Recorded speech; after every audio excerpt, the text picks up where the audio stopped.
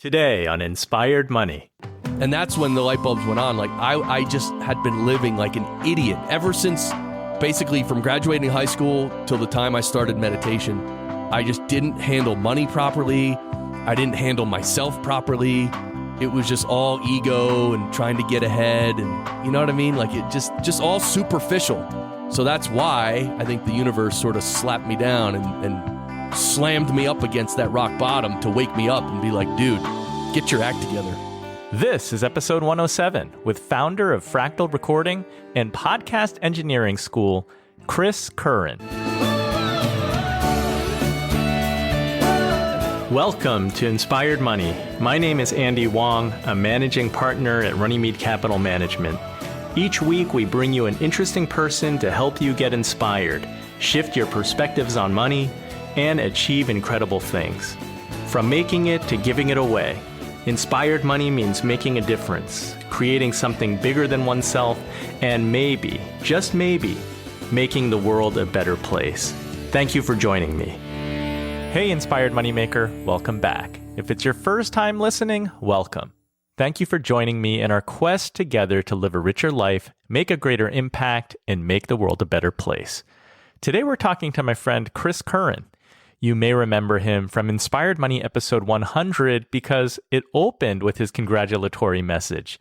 Chris produces or has produced podcasts for Forbes, Dun & Bradstreet, Johnson & Johnson, ePlus, the American Academy of Pediatric Dentistry, and others. He has extensive experience as a recording engineer and music producer. On the surface, I would have expected to talk to Chris about launching and building his podcasting production company because of his passion for sound engineering. He also founded the Podcast Engineering School that teaches other podcast editors the craft of audio engineering. So he's doing what he loves. But Chris has many layers that I would not have known about had we not met and spent some time together. It's true what they say, you cannot judge a book by its cover. Chris is really into meditation, and he's visited India many, many times. Actually, better put, he's more than just really into it. You're about to hear how it truly transformed his life. Today, we're going to explore how spirituality might influence your relationship with money. In this episode, you'll learn living with intention versus having perspective, a plan, and focusing on the right things. Last episode, Johnny Nastor mentioned Mike Michalowicz's book, Profit First, but we didn't really get into it. It turns out that Chris at one time worked with Mike, so we'll learn how he implemented Profit First concepts into his business. And then we'll hear why Chris feels that he needed to hit rock bottom. At one time, he did not have a job, he had to declare bankruptcy, before he was able to make important, lasting changes in his life. Now let's get inspired with Chris Curran.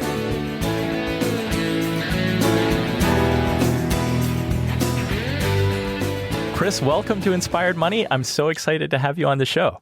Thanks, Andy. Happy to be here, my friend. Yeah, let's jump right in. What's your earliest childhood memory of money? I remember, so I was born in 72, so probably mid 70s or late 70s. I remember one time when I was visiting my dad, because my mom and dad were divorced already by then. There was someone over the house visiting him, and somehow he had $100 bill, and I was like, "Ooh, let me." And then he showed it to me, and he handed it to me, and I was like, "Wow, $100 bill!" Like, and I must have been 5 or something, and I was like, I couldn't believe it. I was like, "Wow!" It seemed like $1 million to me, you know. And then so that was interesting. And then apparently a few years later, the neighbors across the street, they had 2 daughters, and the daughters were our age. So it was me and my brother and the 2 girls, and we would play and stuff. And then, but the younger girl, apparently I traded her a nickel for a dime because I told her the nickel was bigger, and she's like, "Oh, okay." But again, we were really small and tiny, so. So you almost made a business of making change. That's pretty good. Oh, God. You could do that all day long.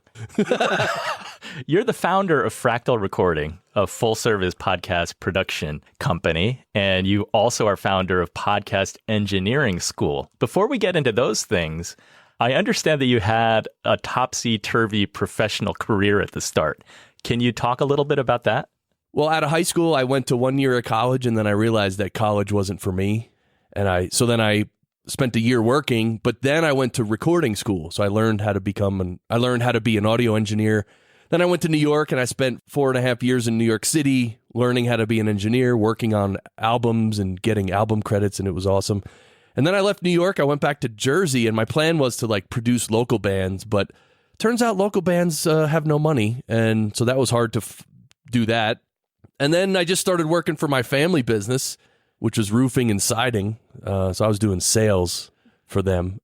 Because in high school, even after high school, I was up on the roof, on weekends roofing. And roofing is like insanely difficult work if you're not aware. So you did all aspects of that. Yeah, because my dad owned the roofing company. So literally, as soon as I graduated 8th grade that summer, it was like, all right, you're going to work. And I was like carrying shingles and climbing ladders. And when I was a little tiny 8th grader, whatever, which was kind of cool. Actually, there's some money things we could talk about that. Because when I started out working for my dad, I was making $4 an hour. And like some of the other guys were making like $7 or $8 an hour. And I was like, wow, man, those guys are killing it. And he's like, well, you get more experience and you make more money. So anyway, just to round off the high level story of my life. So I was working for the roofing company. Then I decided to go out on my own, and I decided to be a success coach. I did that for 3 or 4 years. I wrote a book because I was like, yes, everyone can be successful. I want to help. Turns out nobody wants help and no one cares. A lot of people like being miserable and broke. So I got frustrated with that. And then I got into podcasting in 2012, which was great because I could leverage my audio experience, and I got all into podcasting. And once I got into podcasting, I realized that like, this is it. Like, this is my thing right here, because I could help people have their podcasts sound good. So yeah, so now I have the production company and the school, which I teach production. So now it's going great. Your experience in New York, I mean, you were at some prestigious recording companies, and you worked with some very recognizable names as well. Why did you decide to come back to Jersey? I was working at this one studio for almost 3 years called Soundtrack, doing mostly assistant engineering. So I didn't earn that much, and I was working a lot of hours. I mean, guess what the maximum number of hours I worked in 1 week was, Andy? Just take a guess. In 1 week, how many hours did I work? 117. So if you do the math, it's disgusting. It's like 17 hours a day for 7 days or something. That kind of starts getting old. And so then I applied for a job at the Hit Factory, which is like a world-class studio. John Lennon, Madonna, I mean, so many, Mariah Carey, so many big-name people recorded at the Hit Factory. And I was like, I just applied there because I was like, maybe if I work at a bigger and better place, I can make more money, but also it'll be better work. And well, anyway, they hired me, which spoke a lot to my credibility and my expertise at that time. Working at the Hit Factory, it was like the same thing almost as working at Soundtrack. So after 6 months of that, I decided, you know what, I'm going to go back to Jersey and work on rock bands. And the other reason was because in New York City at that time, in those studios specifically, it was literally 95% rap music. I mean, I don't mind rap music, but when you work on it every day for years, it kind of sort of gets old. That's why I made the change. The jumping around that you did, right? Because you did do many different things. And there was a time where that could have been viewed as a liability or a weakness if you're trying to get hired somewhere. But today you look back and you say that that's one of the biggest strengths that you have. I guess. I don't know if people consider it a strength these days. I know back then it was definitely a liability, and everybody who was looking at me and sort of having opinions about me were of the opinion that, oh my God, this kid's a flake. He's just jumping around. He's not really very successful in anything he's doing. And I did feel that way too. We grew up in that time when, in the 80s, when corporate America was the biggest it ever was. And it was like getting a job and working for 40, 45 years. That's what my parents wanted. That's what my mom wanted.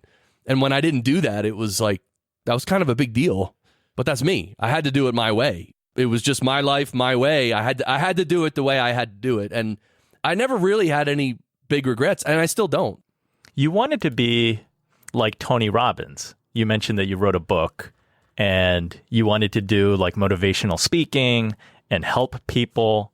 but that didn't really pan out how you wanted it to. Well, it was working okay. So I wrote the book and the book was published and, it didn't really take off. And I was doing like local seminars in, actually Morris County, New Jersey. I was right near where you are. I was living there because I grew up in New Jersey and I lived in Jersey pretty much my entire life except for the New York years. And of course, except for now, because now I'm out in Colorado Springs. But yeah, I was doing seminars and I was, goal setting and mindset and belief systems and all like deeper stuff. Because I'm into like goal setting and organizing yourself. All that stuff is great. But like I was really more into like the more subtle aspects of the mind, like beliefs and all the powers of mind that we have and that we don't normally tap into. So, but here's the thing, when you go deep into nuances like that, the average person doesn't really get it or care about it. So I think I might have gone too deep and I'm trying to tell people how they can run their, tweak their minds and really achieve. And then it just, I don't know, didn't catch on. And at some point I had to step back and say, you know what, this isn't working. Cause after 3.5, 4 years, it's like, if you're not earning at least a meager living, that's a problem. Because my wife was working at the time, so I had a few years to go out and try stuff, and I did, and it just didn't catch on enough. So then at that point, I was like, well, that's when I stepped back in my life, and I was like, something's not right. What is it? What's wrong? And then I started asking myself the question, which actually brought me back on track, which was, what is it that I am really an expert at? Because one thing, when I was trying to be a coach, like not a motivational coach, but like a goal achieving coach or something, if you looked at me in my life, I had never achieved that much. And so people would, that's the joke about coaches, right? It's like they just want to go around and tell people what to do, and at the same time, they've never really achieved anything big in their own lives. Well, that was me. I didn't feel congruent with myself. And so then I asked myself the question, what am I really an expert at? And I made lists for weeks. And I thought about it, and I talked to my wife, I talked to my family, and it just always came back to being an audio engineer. That's what you're an expert at, because I was in New York, I worked on those records. I won't say I'm an elite audio engineer, but what I've done in terms of audio engineering for music is way beyond what most people have ever done. So that's one area of my life where I can be considered a bona fide expert, right? And so I was like, I should build on that. That's when I stumbled on podcasting, and then everything just clicked. You kind of went through like a 6 to 8 month period that was pretty tough. Did that take place even earlier? I heard that you were living in your friend's basement. That was actually before I started working for my family business again, the roofing and siding. So it was like 2003 is kind of when I hit rock bottom. Then in 2004 or 5, I started working for my family business again. And then about 3.5 years after that, like 2008, is when I decided to write my book and become a coach. Because I had pulled myself out of a really bad situation. When I was living in my friend's basement, thank God he allowed me to live there. Because I literally had no money, no car, no job. And think about no car for a second. It was terrible. But I had driven myself into the ground. I had credit card debt. I actually declared bankruptcy back even before that. So I drove myself into the ground, and it was terrible, and I hit rock bottom. And I'm glad I hit rock bottom, because that's when I decided I can't live like this anymore. And that's actually when I started to practice meditation, because when I hit rock bottom, I knew I couldn't live like that anymore, but I also knew there was something deeper to life. Like there's something beyond just this physical world and, okay, eating, sleeping, going to the bathroom, having some fun. And I'm like, there's a lot that must be beyond the mundane aspects of life. And so that's when I started meditating. And then looking back, that's what really opened my mind and opened my being to get off of rock bottom and actually do something for myself. That was after New York, and you were trying to produce some bands in New Jersey? Yeah, and I had a couple just regular jobs at that point too. So I was just like working. I'd say from 96 to 2003, I was playing in a couple bands and I was producing a few bands, but really I was just working regular old jobs, and that's back when I still drank alcohol. So it just was, yeah. But no car. I had a car for all those years, but then when I ended up at my friend's house, I had to sell my car because, well, I had to return my truck because it was on a lease. And when I declared bankruptcy, they took that. So from that point, what were you going through? What was your day like, and how did you find meditation or decide to try meditation? Yeah, well, I ended up getting a job thanks to my good friend whose basement I was sleeping in, my good friend John Cogan. He had motivation. He's like, I got to get Chris out of my basement. I got to get him a job.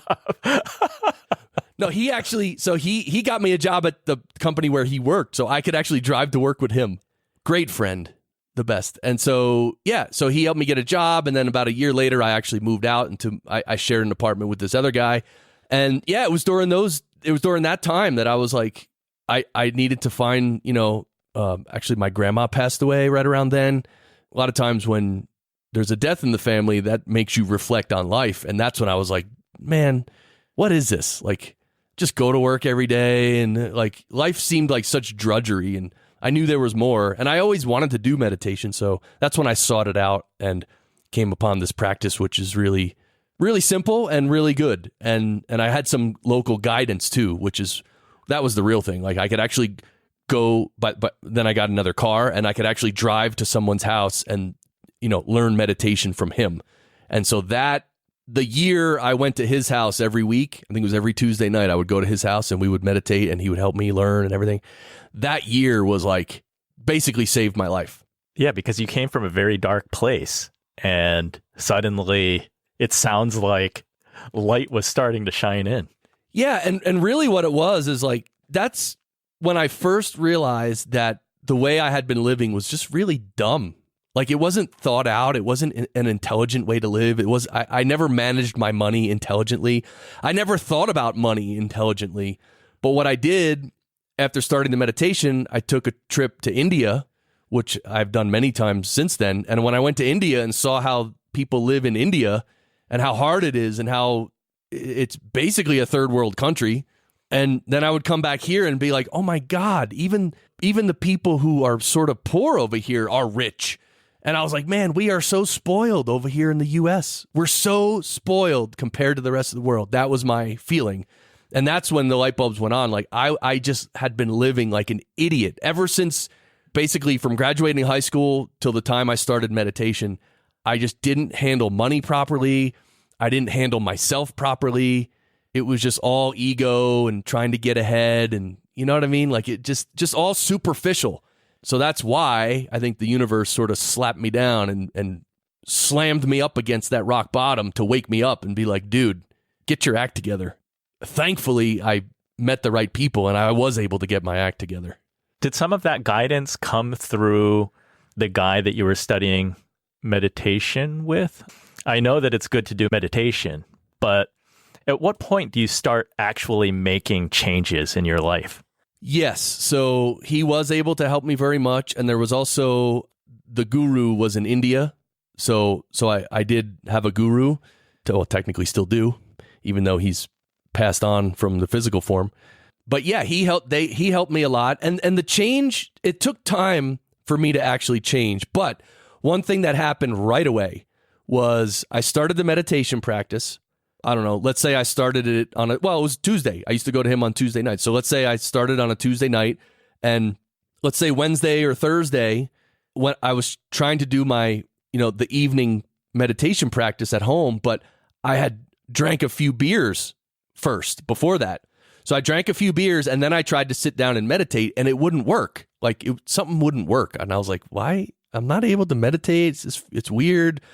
So the next week I went back to my teacher and I said, hey, how does alcohol fit into meditation? And he explained to me that meditation itself is a mild form of intoxication.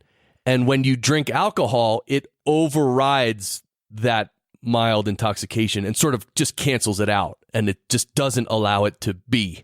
So he basically said it just kills your spiritual practice. If you drink alcohol, it's gone, like whatever. And I was like, really? Okay.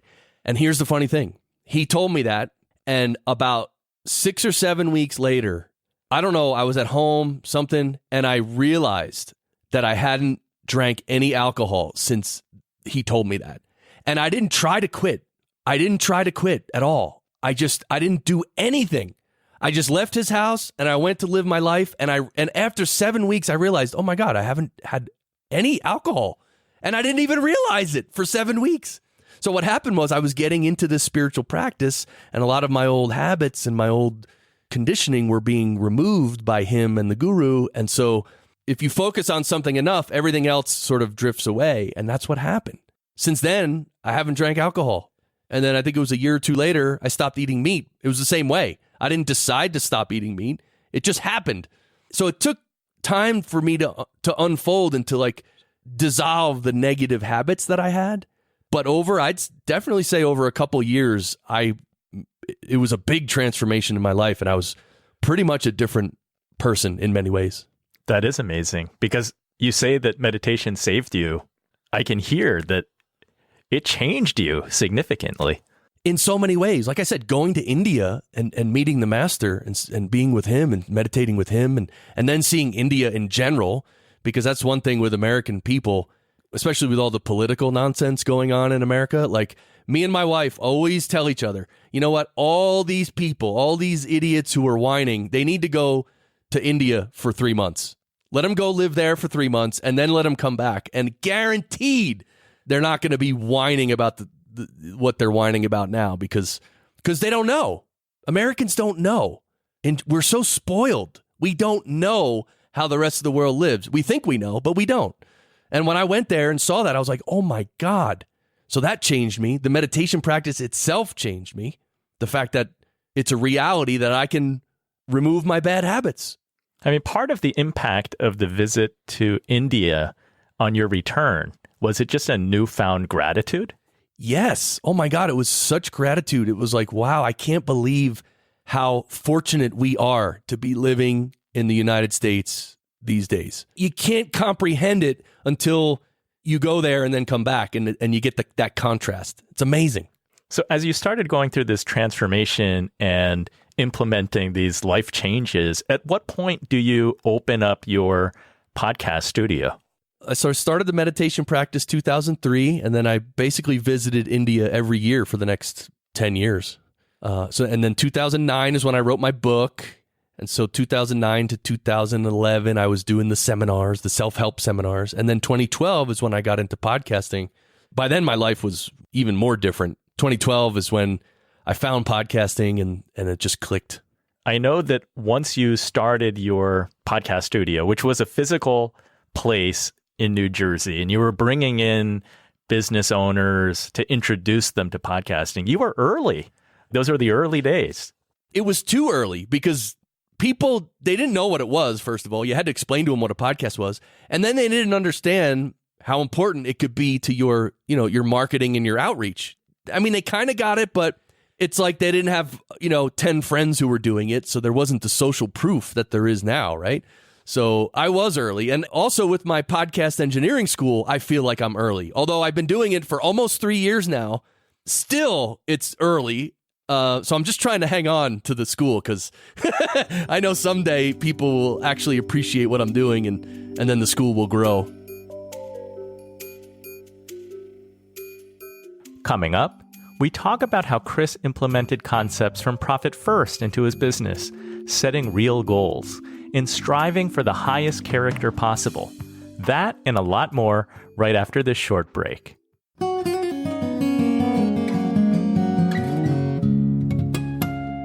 The show notes for this episode can be found at inspiredmoney.fm/107. If you're listening in your car or wherever you are, check the show notes if you want to learn more about Chris or things mentioned in this episode. It's time for the Runnymede Money Tip of the Week. Today, Chris has talked about how adopting a meditation practice transformed his life. It had a big impact across the board, including how he dealt with money. Personally, I have not done a lot of meditating. In a previous life, this goes back to college, I trained in Taekwondo, so we would do some meditation as part of the cooling down from an intense workout. Science says that there are benefits to meditating regularly. You can reduce stress, you can reduce and better control anxiety, you can have an improvement in your emotional health. This includes helping your self-image and outlook on life. Meditation can help you focus. You can improve your sleep. And then based on one of my friend's experiences, meditation can help control pain. I have a friend who had terrible lower back pain, and he used meditation in combination with physical therapy. He told me that meditation really helped his back pain significantly. And then meditation, according to some studies, can even lower your blood pressure. So do you meditate? Have you tried meditation apps? I've heard really good things about Headspace, the mindfulness app, Calm. There are really so many of them. If you've tried some and have a favorite, let me know in the Inspired Moneymakers Facebook group or tweet me at RunnyMedeCap. That's RUNNYMEDECAP. There are so many forms of meditation and different techniques. I do believe that a consistent meditation practice can have long-term benefits. It can be good for your brain and body. I'm told that the purpose of meditation is not specifically for the benefits. In line with an Eastern philosophy and way of thinking, the goal of meditation is simply to be present. Let that be your focus. Any benefits will just be a bonus. That's the Runnymede Money Tip of the Week.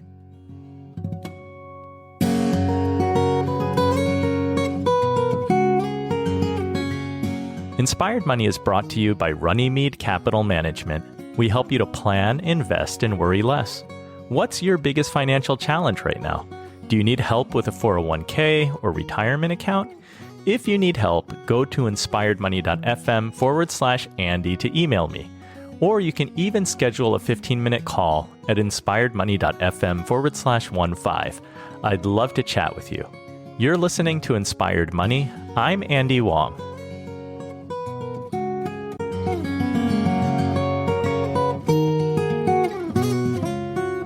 Last week, I interviewed Johnny Nastor of Hack the Entrepreneur, and he told me how Mike Michalowicz's Profit First has had a big impact on his business and the mastermind that he's in. They talk about that book and approach to accounting. I didn't realize in the early days of your podcasting studio that you were working with Mike and that he's a mentor of yours. Yeah, he was. I haven't talked to him in a few years now, but yeah, when I had my studio in New Jersey, his home was probably 7 or 8 miles from my studio, and he actually came in for a show I was hosting. He came in to be interviewed on my show, and he sat down and I interviewed him, and we had so much fun. And literally right then, he's like, well, what do you, like after we finished recording the show, he's like, what are you doing here? And I'm like, well, I just, record podcasts for people. He's like, and then he basically said, hey, do you want to do a show with me? Based on his book and all that, Profit First. And I was like, yeah. So for like a year, maybe more, he would come into my studio and him and I would co-host that show. And then even after I moved to Colorado, I was still the co-host for a little while. I mean, then some weird stuff happened and, I didn't really want to do it anymore because, well, there's reasons, but we don't have to go into it all. But anyway, Mike's a good guy and his system is great. And it was a lot of fun. Him and I had some great chemistry. It was really fun doing his show. Yeah, I think you did some 80 plus shows with him. What did you learn about money in doing that role? I started opening up different accounts, like a profit account, like an emergency account, like all these different accounts that you put the money in. And because most people just live out of their checking account, right? It's just one account and they do everything out of that. But he's like, no, break it up. And then when money comes in, you put a little bit in the profit account, you put a little bit in the emergency account and all this stuff. So I actually started doing that. And it's been great. And it's so funny. The emergency account that I started back then years ago, I still have it. And I literally, I put the certain amount of money in there years ago and it's still there because I just never touch it. And it's a significant amount of money because, it's that's the emergency fund. If everything goes wrong, you need 6 months worth of money to live. And so it's quite a substantial amount and just sitting in this account. And I just pretend that it's not even there. It's great. Love that system.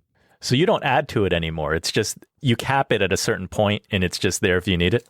Well, that's the emergency fund. So yeah, that's just we have that amount there and it just sits there. Now the tax account, for instance, because I have my own business, he's like, whenever you bring in money, you need to put 35% into a tax account immediately. And so that when the end of the year comes and it's time to pay taxes, you literally have all your taxes and more actually in an account ready to pay. And what's great about that is when it comes time to actually paying your taxes, you never actually have to pay that much, because if you have write-offs, it's less. So let's say you have 30 grand put in your tax account for the end of the year, but let's say you only owe 15,000 in taxes, then you have an excess of 15K, which you could put right toward profit. And profit meaning like the money you literally take out and use in your real life, like your life outside the business. Yeah, it sounds like a great approach. Yeah, it helped me a lot. It's simple, but it just helps you mentally compartmentalize and save yourself from having a big problem at the end of the year. Does that include really getting to know what your worth and your value is so that you're asking for the right price? I think that's part of it. You could sort of work those numbers backwards or adjust them as you go. But I mean, the profit first idea essentially is that when you bring in $1, let's say you bring in $1 to your business, the first thing you do is put aside, I don't know, let's say it's 10% of that into your profit account. Because what most people do is when money comes in, they pay all their bills and then they see how much is left, right? When you do the profit first, it's opposite. First, you take your profit. Let's say it's 10% or 15%, whatever it is. Then with the rest, you figure out how to pay all your bills. And if you owe too much on your bills, then you got to figure out how to get your expenses down. So it's a balance. It's like you start out with certain percentages, and then as you go, you have to manage it and sort of adjust things as you go. Yeah. Well, I mean, if I'm looking at it like, do you see the glass half full or half empty? The emphasis is on profit. So it's also going to force you to think about profitability. Like you've got to get profit because you want to pay yourself. When you focus on profit and then you're focusing on getting your expenses down as low as you can go, I feel that some people can take that too far and then they just become cheap and stingy and they're just trying to get their expenses down to nothing and they want everything free. And cheap people, right? We all know cheap people, like especially like for instance in podcasting, it's like everybody wants everything free. Oh, where can I host my podcast for free? Oh, what's the cheapest mic I can buy? And then you suggest like a $50 mic and they're like, oh, that's way too expensive. Anything like around $10. And it's like, wait, dude, really? You don't want to spend more than $10 on a microphone? And so, some people are ridiculously cheap. I'm not saying that's bad. What I'm saying is that that's not me. I like to pay for quality, and I don't mind paying people good money if they do a good job.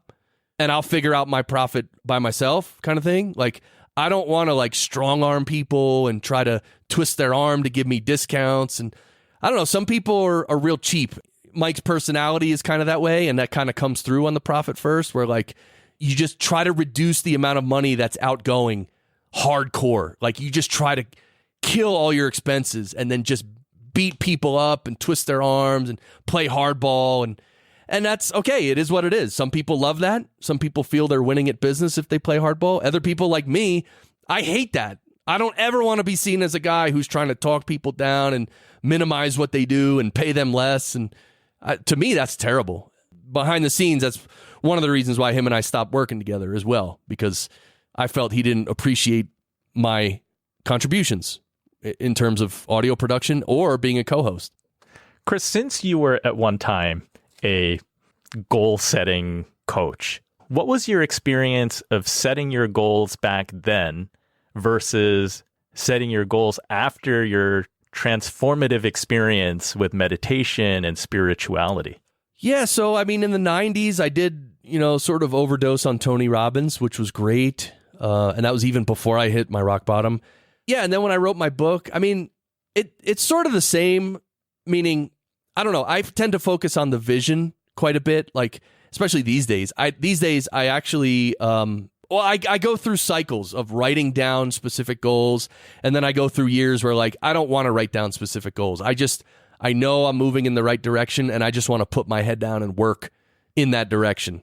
And I think that's how it happens for everybody. Like, there comes a time when you really want to specify every little thing, and that's great.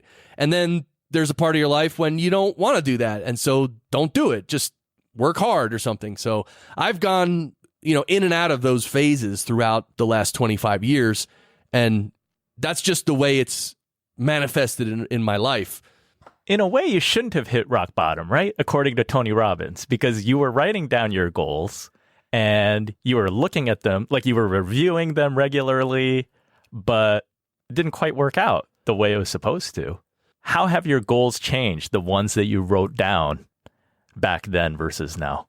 Yeah, I don't know that the goals changed. I think I changed. I mean, when I was in the 90s, when I was listening and reading Tony Robbins, like my character as a human being was not that great. And so it was a mismatch. But like my goals were basically like a wish list.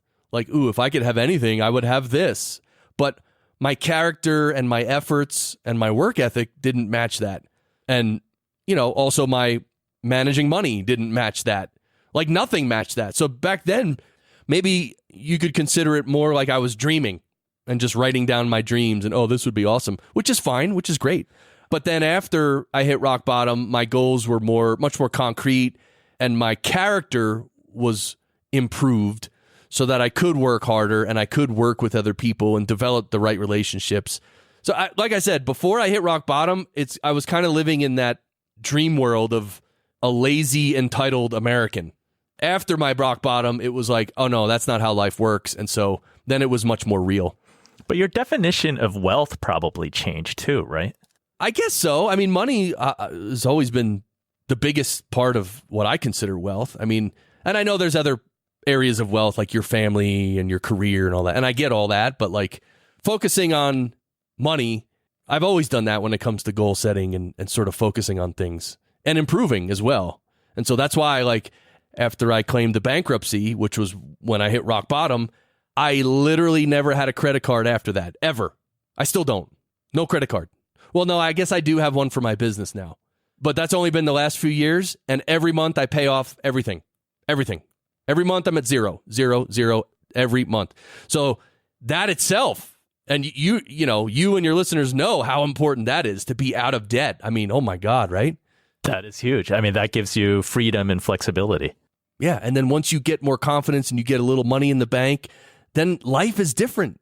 You know, life is different. You're not struggling. You know, you still have to be smart, obviously, but like you're not at rock bottom anymore. And now you can be more creative, basically.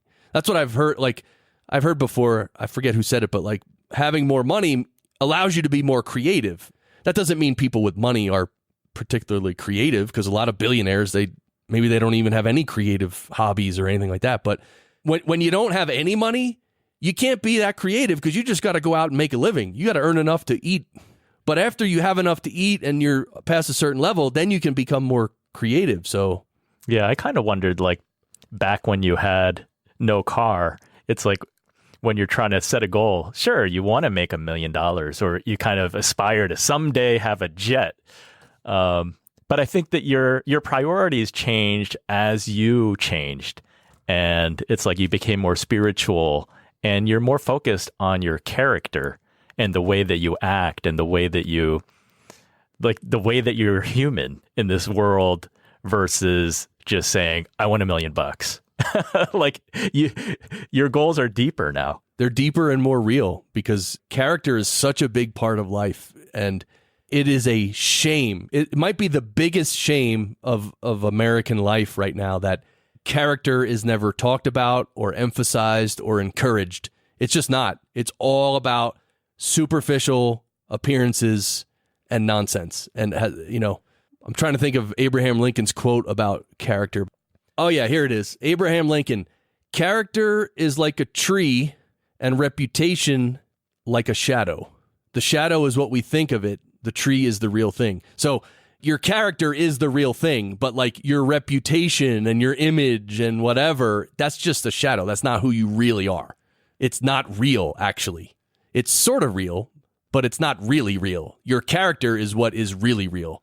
You can see how in today's American culture, no one cares about character. Unless you're going to bash someone, then you can bash their character all day long. But as far as developing a good character, I mean, have you ever even heard anyone ever on TV or the news or ever anywhere even say those words? No. So that's the problem. And that was my problem in my own life, right? My character was not good, and it produced bad outcomes for me. And then once I started going deeper and working on myself from the inside out, that's when life started to morph and become better. Yeah, you were happier and you've been able to build your businesses. It's great. You can help more people. It's just great. Now, you and your wife also set up a nonprofit to help people as well. Yeah, well, we started doing this local meetup. We called it Pause Your Life, as in press the pause button on your life. And it, a little bit of meditation, a little bit of discussion about spiritual topics, not religious, not religion at all, but just general spirituality. And yeah, we started it in New Jersey 2014, and we're still doing it here in Colorado Springs. It's really great. I mean, people are so thirsty for the truth and real discussion. And I mean, that's one reason why Jordan B. Peterson is so popular. He's breaking down how life really is and how you can improve yourself and get better and clean up your life. And people love it. He's more popular than most rock bands. He goes around and talks and fills, small arenas because people are so thirsty for that kind of talk. Of course, it's unfortunate that a lot of people in politics think he's like the devil or something just because of the stupid politics. They'd probably never heard two words out of his mouth, but, oh, he's the devil and stupid. Yeah. Well, these days, everything's like you just label something and you don't look under the hood. It's like you're on one side or the other and that's it. No one does too much thinking too deeply. Do you still do the retreats? Yeah, sometimes we do. Probably, I'd say on average, every other year we do a retreat. So retreats, again, it sort of comes back to the problem I had with being a coach. It's like you can try to help people and you could try to teach them really good things, but not that many people resonate with it. Some people do. Like, here's the thing about life. When you hit rock bottom and it's tragic, or life beats you down, just beats you down, in those moments, you're open to all this good stuff, character building and goal setting and doing the right thing and becoming a more powerful human being, developing your own mental muscles. All that makes sense when you're on rock bottom because there's nothing else. And you're like, wow, I got to do something. I got to get better. Unfortunately, what happens, especially in America, everyone's living at some level where it's fairly comfortable. And it's like they're stuck in between rock bottom and their goals, and they don't have enough internal drive to push on to try to improve themselves. They just get lazy and stagnate. And okay, as long as you have a job, you're making money, you can feed your family, everything's great. Okay. Again, with the meditation retreats, it's like we try to do them, we try to get the word out, but it's just the response isn't that great. So we can only do it, maybe every other year or something. Yeah, someone said the phrase that you can only help those who want to be helped. And that's what it comes down to. And unfortunately, many people don't want to be helped unless they've hit rock bottom. And it's like they have no other choice than to make a change. People think rock bottom is bad. I think it's great. Absolutely great. I mean, how else are you going to get woken up like that? You're never going to let anyone else wake you up like that. Nature is going to come and smack you down. That's the same thing with like your health. Like if you eat really crappy food forever, for years, months and years and years and years, eventually, guess what happens? Nature comes in and says, nope, and smacks you down with some serious illness or a disease or something, or maybe even kill you. So nature has a way of coming in and correcting things. So individually, each of us can decide on our own to fix ourselves. But if we don't, nature's going to come in and fix it for us for sure. And basically that means you're going to get the smackdown. So hopefully the listener today will implement some changes before the smackdown happens. Chris, I'd like to ask all the Inspired Money guests, how do you define success? I had a quote in my book, from another person, which I used, but it was something like the ability to do your own thing in your own way. So that's what I feel success is. I don't think it's a dollar value. I don't think it's anything. It's like if you just are happy living your life, happy with what you're doing, and you're constantly learning and sort of evolving, you might say, I think that's success. As long as you're learning and evolving. And again, if you're on rock bottom, it's harder, but yeah, I guess that'd be my answer. And for you, that was a return to audio engineering, something that you enjoyed. And when it comes to the growth, that means that you always need to be buying a new microphone. Actually, my weakness these days is plugins, okay? Yes, plugins. Oh boy, I have a problem, Andy. Well, thank you, Chris. Thanks for sharing your personal story and your career with us, your changing relationship with money. Can you tell the Inspired Money listener where to find more about you, learn more about Fractal Recording and Podcast Engineering School? Yeah, the websites are out there. You can just go to fractalrecording.com or podcastengineeringschool.com. And yeah, you find me there. There's a contact page if you ever want to send me a note, send me a love note. Go ahead. Well, thanks, Chris. Thanks, Andy. So what was your favorite Inspired Money moment? I am amazed at how a meditation practice transformed Chris. From shifting his priorities, even got him to change his drinking and eating habits. It's also worth noting that these changes were not short-lived. He's really stuck with them. Shifting your priorities can transform your life, and in Chris's case, it changed his outlook on life and positively impacted his businesses and how he operates his businesses. In this case, spiritual wellness impacted financial and mental health. If you're listening to this episode close to publication date and you're interested in podcast producing and editing, Chris's Podcast Engineering School has a semester starting on September 10th, 2019. Just go to podcastengineeringschool.com for more information. If you're listening and it's past that date, go to the website and you can find out when the next semester is starting. Thank you for joining me on this mission. If you had a different favorite Inspired Money moment and takeaway, let me know by posting in the private Inspired Moneymakers Facebook group at inspiredmoney.fm/Facebook.